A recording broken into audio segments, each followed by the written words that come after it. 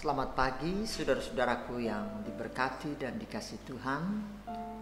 Kita ada lagi di edisi Sabda Pagi Jumat 15 Maret 2024 melalui pembacaan firman Tuhan Matius 26 ayat 11 sampai ayat 12. Sebelum kita membaca dan merenungkannya, mari kita berdoa. Ya Bapa, terpujilah namamu atas kasih, anugerah, dan berkat. Kami hidup di hari yang baru, dan sebelum beraktivitas, tuntunlah kami melalui pembacaan dan perenungan firman, sehingga kami kuat dan menjalani hari ini berpadanan dengan firman. Kami sedia menerima firman-Mu dengan syukur dalam nama Tuhan Yesus. Amin. Saudara-saudaraku, mari kita membaca firman Tuhan dalam Matius 26 ayat 11 dan 12.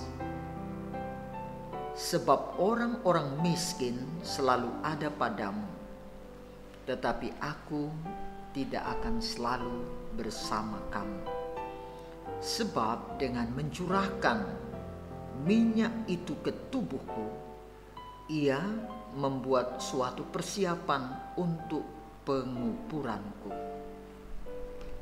Saudara-saudaraku yang dikasihi Tuhan, tema kita pagi hari ini persiapan penguburan Yesus. Keluarga Kristen yang dikasihi dan diberkati Tuhan Yesus, marilah kita bersyukur karena hari ini kita dianugerahkan pertumbuhan hidup yang baik di dalam Dia. Kita percaya bahwa tidak ada satupun kehidupan dalam dunia ini yang luput dari pandangan Tuhan Allah. Sebab kasih-Nya memenuhi kehidupan kita, bukan karena adanya ikatan kekerabatan atau melekatnya jabatan pelayanan, tapi karena anugerah kemurahan-Nya. Pembacaan firman Tuhan hari ini, Yesus Kristus memberi kritikan yang sangat tajam atas sikap para murid yang keberatan terhadap perbuatan seorang perempuan yang meminyaki kepalanya. Murid-murid mengatakan minyak itu dapat dijual dan hasilnya dapat diberikan kepada orang miskin. Bagi Yesus Kristus itu hanyalah sebuah alasan yang dibuat-buat. Karena itu Dia mengatakan orang-orang miskin selalu ada padamu, tetapi aku tidak akan selalu bersama-sama kamu. Kalimat ini menunjukkan bahwa bersedekah kepada orang miskin di mana saja dan kapan saja tergantung niat dan keikhlasan. Dan Yesus Kristus mengemukakan bahwa Ia tidak akan selalu bersama-sama dengan para murid. Hal ini sebenarnya sudah memberi tanda bahwa penyalipannya sudah dekat. Sebab itu bagi Yesus Kristus, tindakan perempuan yang meminyaki kepalanya adalah sebagai persiapan penguburan nanti setelah penyalipannya.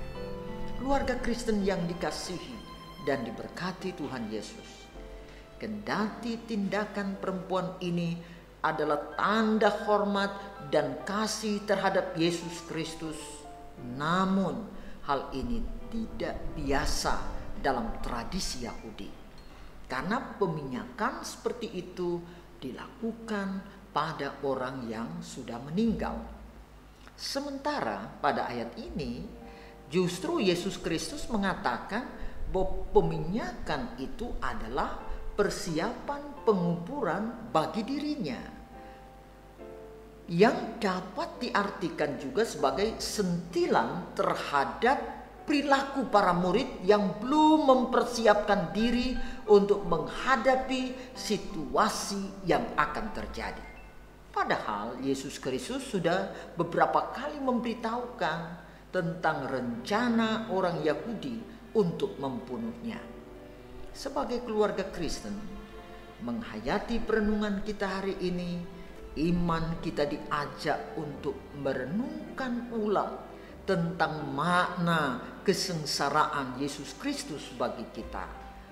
Apa yang selama ini kita perbuat untuk Yesus Kristus, dan bagaimana mewujud nyatakannya melalui tindakan setiap hari. Kalau dahulu seorang perempuan mencurahkan minyak ke atas kepala Yesus Kristus dan merupakan bentuk kasih yang nyata kepadanya, lalu bagaimana dengan kita? Sudahkah kita juga melakukannya? Belajar dari perempuan itu, maka sebagai orang percaya yang hidup di zaman ini, kita diberi motivasi bahwa memberi yang terbaik untuk Tuhan Allah di dalam dan melalui Yesus Kristus adalah sesuatu yang harus dinyatakan dengan pemberian diri yang penuh ketulusan dan kejujuran serta keikhlasan. Amin. Mari kita berdoa. Terima kasih atas firman-Mu ya Tuhan. Betapa pentingnya menyerahkan hidup kami sebagai persembahan bagi Tuhan dengan melaksanakan apa yang difirmankan oleh Tuhan kepada kami. Tidak penting berapa nilai minyak yang mengurapi Yesus, tetapi Maria Magdalena melakukannya karena keikhlasan, karena ia berhadapan dengan gurunya. Maka sedemikian pula kami, sehingga kerja pelayanan kami tidak dibatasi oleh apa yang ada pada pikiran dan kehendak kami, tapi pada apa yang menjadi kehendak Tuhan, sehingga kami melayani Tuhan di tengah umat-Mu dengan sukacita iman. Terima kasih Tuhan untuk karya selamat-Mu bagi dunia dan manusia dan bagi kami umat. Bersyukur lagi di hari yang baru kami ada dalam tuntunan penyertaan Tuhan.